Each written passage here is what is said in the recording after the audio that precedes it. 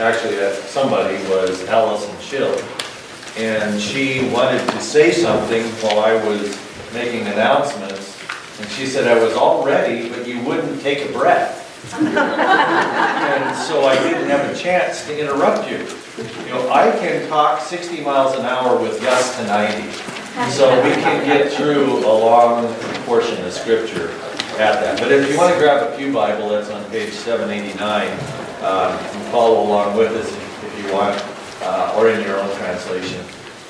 But this again is a little bit of overlap from 2 weeks ago, but we'll try to catch it all up and tie a ribbon around it a little bit today. As the soldiers were about to take Paul into the barracks, he asked the commander, "May I say something to you?" "Do you speak Greek?" he replied. "Aren't you the Egyptian who started a revolt and led 4,000 terrorists out into the wilderness some time ago?" Paul answered, "I'm a Jew from Tarsus in Cilicia, a citizen of no ordinary city. Please let me speak to the people." After receiving the commander's permission, Paul stood on the steps and motioned to the crowd. When they were all silent, he said to them in Aramaic, "Brothers and fathers, listen now to my defense." When they heard him speak to them in Aramaic, they became very quiet. Then Paul said, "I am a Jew, born in Tarsus of Cilicia, brought up in this city. I studied under Gamaliel and was thoroughly trained in the law of our ancestors. I was just as zealous for God as any of you are today. I persecuted the followers of this way to their death, arresting both men and women and throwing them into prison, as the high priest and all the council can themselves testify. I even obtained letters from them to their associates in Damascus and went there to bring those people as prisoners to Jerusalem to be punished. About noon, as I came near Damascus, suddenly a bright light from heaven flashed around me. I fell to the ground and heard a voice say to me, 'Saul, Saul, why do you persecute me?' 'Who are you, Lord?' I asked. 'I am Jesus of Nazareth, whom you are persecuting,' he replied. My companions saw the light, but they did not understand the voice of him who was speaking to me. 'What shall I do, Lord?' I asked. 'Get up,' the Lord said, 'and go into Damascus. There you will be told what you have been assigned to do.' My companions led me by the hand into Damascus, because the brightness of the light had blinded me. A man named Ananias came to me. He was a devout observer of the law and highly respected by all the Jews living there. He stood beside me and said, 'Brother Paul, receive your sight.' And at that very moment, I was able to see him. Then he said, 'The God of our ancestors has chosen you to know his will and to see the righteous one and to hear words from his mouth. You will be his witness to all people of what you have seen and heard. And now, what are you waiting for? Get up, be baptized, and wash your sins away, calling on his name.' When I returned to Jerusalem and was praying at the temple, I fell into a trance. I saw the Lord speaking to me. 'Quick,' he said, 'leave Jerusalem immediately, because the people here will not accept your testimony about me.' 'Lord,' I replied, 'these people know what I went. I went from one synagogue to another to imprison and beat those who believe in you. And when the blood of your martyr Stephen was shed, I stood there guarding with my approval, guarding the clothes of those who were killing him. Then the Lord said to me, 'Go, I will send you far away to the Gentiles.'" The crowd listened to Paul until he said this. Then they raised their voices and shouted, "Rid the earth of him, he's not fit to live." As they were shouting and throwing off their cloaks and flinging dust into the air, the commander ordered that Paul be taken to the barracks. He directed that he be flogged and interrogated in order to find out why the people were shouting at him like this.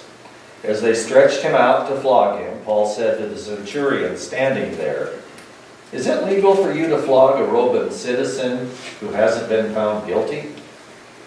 When the centurion heard this, he went to the commander and reported it. "What are you going to do?" he asked. "This man's a Roman citizen." The commander went to Paul and asked, "Tell me, are you a Roman citizen?" "Yes, I am," he answered. Then the commander said, "I had to pay a lot of money for my citizenship." "But I was born a citizen," Paul replied. Those who were about to interrogate him withdrew immediately. The commander himself was alarmed when he realized that he had put Paul, a Roman citizen, in chains. Long story. But let's get a little look at what was going on and what the setting was for this story. Paul had been out traveling around Asia Minor and Greece and was now back in the city of Jerusalem. Jews from Asia had been causing him problems everywhere he went, and wouldn't you know, they trailed him all the way to Jerusalem. Even though it wasn't their area, it wasn't their region, they went down to cause problems for him there. And they began to tell lies about Paul and his teaching. They said, well, this man teaches against the temple. He teaches against Moses. He tells these people that they don't have to follow the Jewish rules. And so they had all these lies that they were telling about him. And they started a riot. They were really good at that. Wherever he went, they were rioting. And so they just riled the people up until it got out of control and another riot started. And then Paul was taken captive by the Romans, not so much because he did anything wrong, but to protect him from the rioters, because the Romans were responsible for keeping peace. And if the peace was broken, the powers that be would come down on them. And so they went just to take care of it, and they took Paul captive and just got him out of there so that he wasn't going to get killed. And so that kind of sets us up for today. But the Romans thought they had one guy, and it turned out that it was somebody else. The Roman commander thought that Paul was a terrorist that had come up from Egypt and had 4,000 terrorists that had been trained to cause problems in Jerusalem. Obviously didn't do his research very well, but that's what he thought he had. And Paul started talking to him in Greek. He didn't talk to him in Egyptian. He didn't talk to him in Latin or in anything else, but he talked to them in Greek. And it kind of, whoa, who are you? You know, you talk Greek? I thought you were that other guy. And Paul says, nope, I am a Jew, and I'm from Tarsus, and I would like to talk to all these people if I could. You know, I'm not sure what was wrong with Paul, but he thought he had a captive audience. And so he, being the preacher that he was, he says, I want to talk to these folks. During World War II, there was a Keep Calm campaign that went on in England. And Churchill was kind of behind this, but you'll see a lot of these, and it had that little crown on the top. And this was kind of the stalwart one of the whole bunch. Keep calm and carry on. That was the way the English were to take care, even though they hear these bombs flying in and missiles coming in from Germany. The idea is keep calm and carry on. And Paul beat Churchill by about 2,000 years, because that's exactly what he did. These people are having a riot, and he says, now, just whoa, back off. So he began to calm things down. He asked if he could speak to them. He gets up in front and he waves at them, and then he starts talking in Aramaic, but he calls them brothers and sisters, and so he uses their native tongue, and actually brothers and fathers, I got the wrong word there, but he calls them family. There's something about that. If you are ever travel overseas, and welcome back Corsmos from your trip to Vietnam, but isn't it neat to land back in the States and hear people speaking English? There's something about hearing your own language that I can kind of relax a little bit. And so Paul was just saying, well, take it easy. I'm going to talk to you. I have some things I need to say. Now, you guys are all brothers and fathers. I'm one of you. I can speak the same language that you do. Now, if I was to say, this afternoon we're going to get a group of people around together from the church, and we're going to go out and do some witnessing. How many volunteers would I have? Can I get a witness? I don't think so. There's something scary about that, because over the years we've kind of changed the definition of witness. That we go do witnessing is what the church has been doing. We have programs where we go and do witnessing to people. We aren't called to do witnessing to anybody. We are called to be witnesses. That's who I am. That's not what I do. And so this is what Paul does. But if I was to say, we're going to go out and do some witnessing, the number one excuse or reason that would be given to me, I think, is that I'm not a preacher. I'm not trained. I don't know what I'd say. But we get it kind of sideways, don't we? What is a witness? You know, and it's said that we as Christians are not to be judges. We're not to judge. We are to witness. We're not to be a judge. We're to be a witness. And what does a witness say when they are in a court of law? Place your hand on the Bible. I swear to tell the truth, the whole truth, and nothing but the truth. So help me God. That's what it means when you're a witness, is to tell the truth. And the problem is that of all those things that you see behind me, the one that I have the hardest trouble with is that second lie. The whole truth. You know, I'll tell the truth, but you don't need to know everything because that's whatever. But do I tell the whole story? And that's what we as believers should be doing. And that's what Paul does when he stands up. I want to talk to these people. And this is his story. And what is it? It's his life. And that is not, witnessing is nothing more than sharing your life with somebody else. I've talked about Bill Jackson a lot when I preach. He was a surrogate dad to me in many ways. But one of the things he always said, and he was an alcoholic, and he would always help people that were struggling with that. And he said, I could preach at them and give them all of the different steps and go through the whole program, but he says, they can argue with me, but if I tell them about me, they can't argue. Because that's my story. And if I go to tell somebody about Christianity, I can go into theology and I can tell you what my theological position is and what I think of the end times and what kind of, whose teaching I kind of fall under, and it's not going to make any difference. But if I tell you about my life, it makes all the difference in the world. And every one of you have this story. You have your story, different than everyone else in the world. And that's what we need to do, is be willing to say, this is my life. And you don't sugarcoat it, you tell the truth. First off, he says, I'm a Jew.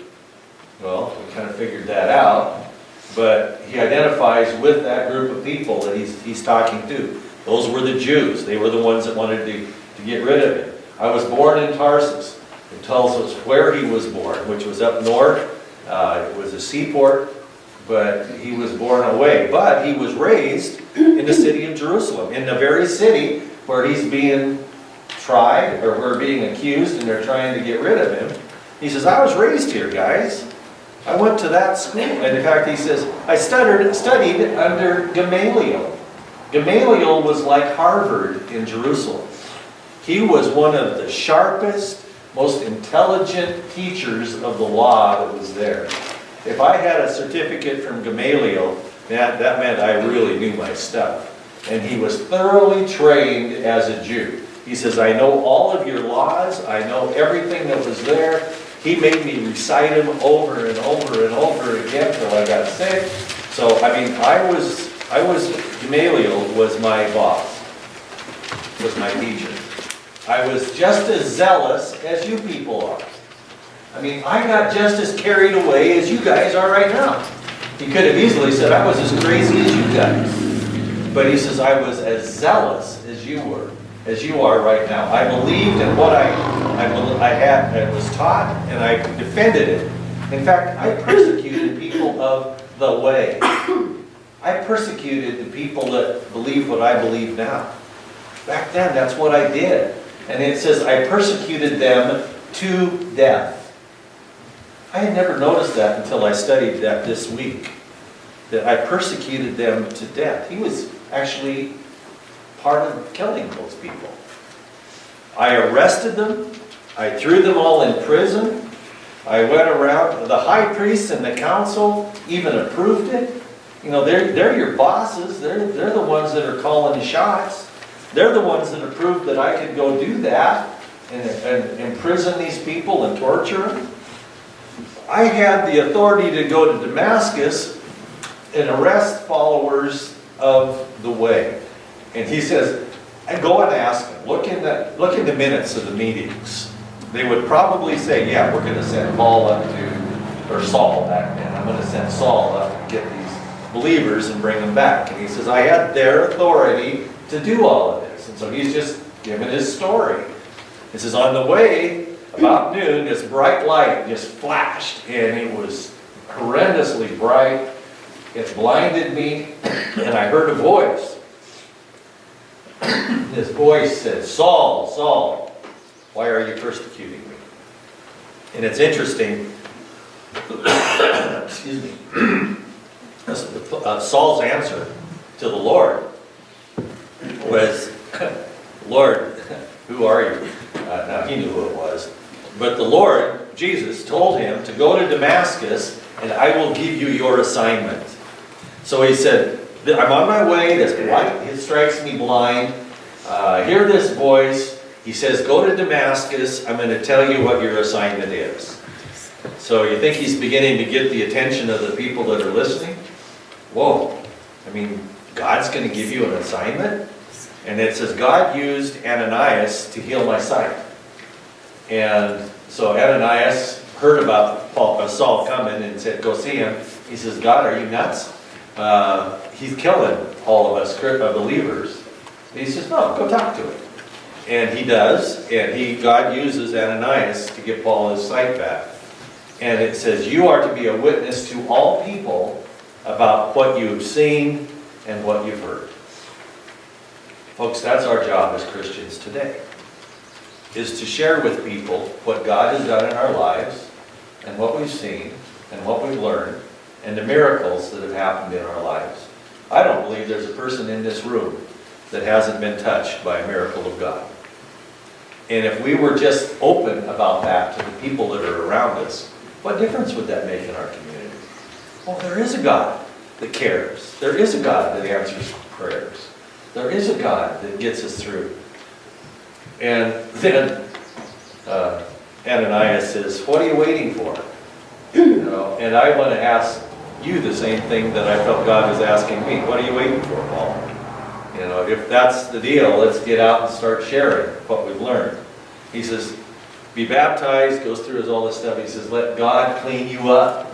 He doesn't say, work through a bunch of things, and once you get good enough, then we'll let you move on. Let God clean you where you are right now. You may have seen the bumper sticker. God called us to be fishers of men. It's our job to catch them. It's God's job to clean them. Let God clean you up. Let Him do the cleaning. Let Him wash away those sins that we have that are in us, that we've done wrong. But Saul at this point Paul was talking back when he was still Saul. And he's saying, God couldn't possibly use me because these people know what I've done. I went out and I tortured people, I arrested them, I threw them in jail. I even stood there and guarded the coats of the guys that killed Stephen, the first Christian martyr. How could God ever use me? Again, not only has everyone in this room experienced a miracle of God, but I think everybody in this room has done something that you are so ashamed of. I am. That how could God ever use me? But He does. You know why? That's all He's got to deal with is sinners. And so God can't possibly use me, is what Paul says. And these are God's instructions to Paul. Get out of Jerusalem. He says, I was at the temple and I fell into a trance, and God says to me, get out of here. These people aren't going to listen to you. They're going to be out for you. Paul returns this to God. These people know all about me. I persecuted your followers, and I approved of Stephen's death.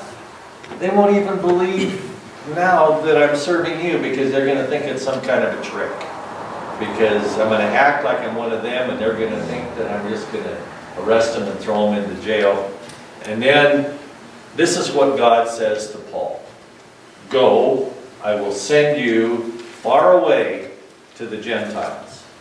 And it says that up till this point, I think the people were absolutely silent listening to this amazing story. But that absolutely flipped the switch, and they began to just go bonkers.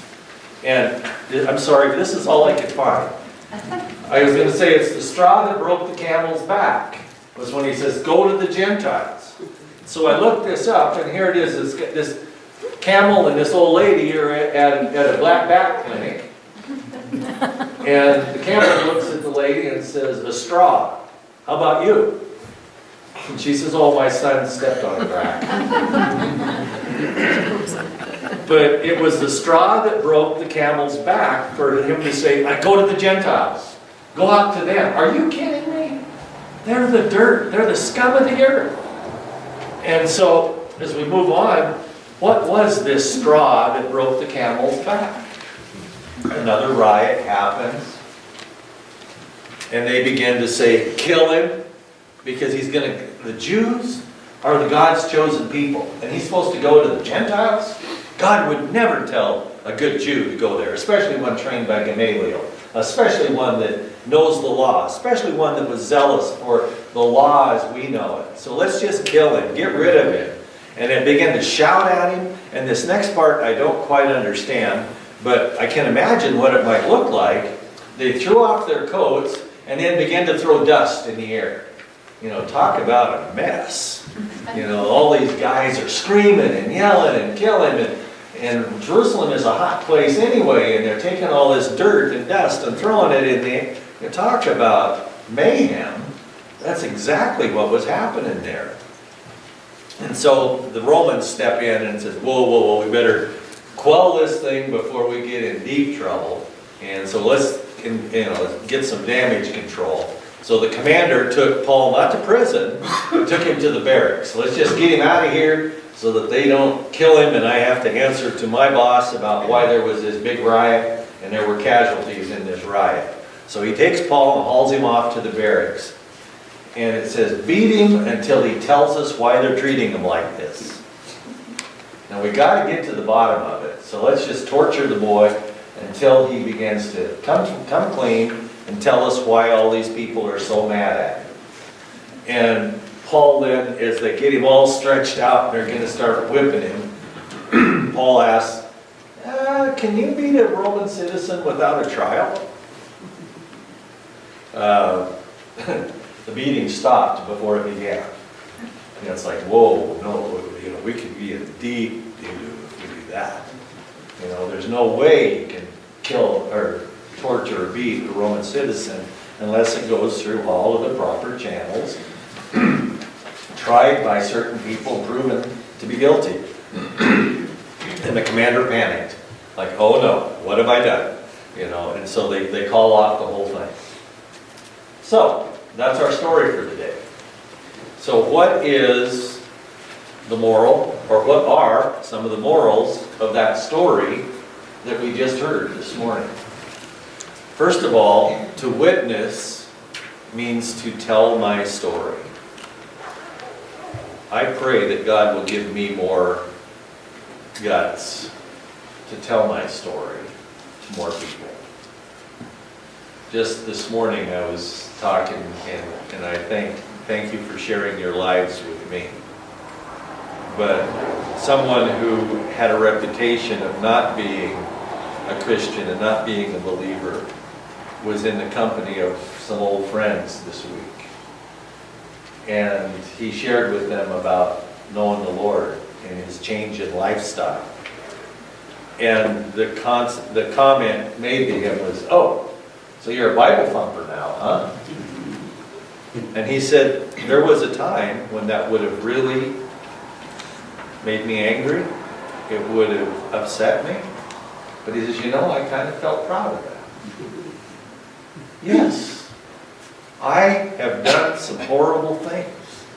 But God, in his love and his grace, has forgiven me and uses me in spite of all that stuff. I need to witness and tell my story to the people that I'm around. Realize people will lie about us. Oh, you bunch of Christians are nothing but a bunch of haters. You're all this, you're that, you're narrow-minded, you know, and on that narrow-minded thing, that's a compliment. Thank you very much, yes I am. Jesus said, I am the way, the truth, and the life. No one comes to the Father except through me. That's about this wide, folks. That is very narrow-minded, but it's true. And God has taken us from our sinfulness and all the junk we've done wrong, forgives us, cleans us up, and takes us out. And that makes people mad. This morning we were studying downstairs 2 Corinthians, and it says that as Christians we have a smell. How do you smell? It says that we have, to those that are believers, it is a refreshing aroma. It's a fragrance. But to those that are perishing, it's the stench of death. And if those that don't believe in the Lord, they're going to come out both barrels blaring. And they're going to attack us one way or the other. And the best way to do that, spread lies about people. My past life does not prevent me from prevent God from using me.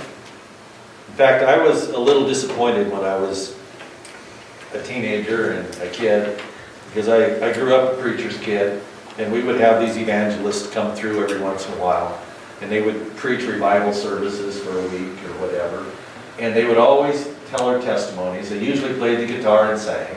I couldn't play the guitar, I couldn't sing. And they would tell these stories about how horrible a life they used to live, and how God got a hold of them, and now He's using them in a wonderful way. And it's like, man, I don't have any story to tell. I fixed that. But all of us do things that we ought not to do. And my past life does not prevent me from moving on. And there are parts of it that have affected me ever since. You know, most of you know that my first marriage did not make it. And nothing bugged me worse than a divorced pastor. How could anybody be a divorced pastor? And now I am one. That does not prevent me from moving on and doing what God wants me to do. Does He approve? It says God hates divorce. God hates all kinds of sin. Any kind of sin you've committed, God hates it. But you know what? He loves you. And He loves me.